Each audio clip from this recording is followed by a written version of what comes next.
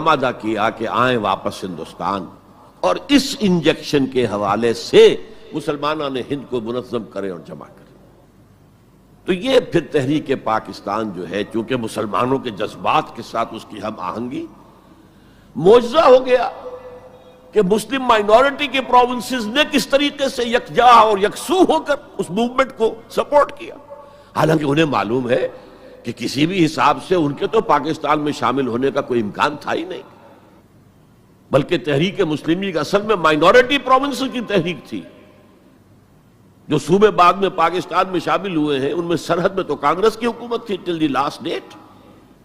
پنجاب میں یونینسٹ حکومت تھی ٹل دی لاسٹ ڈیٹ، صرف ایک سندھ تھا مغربی پاکستان میں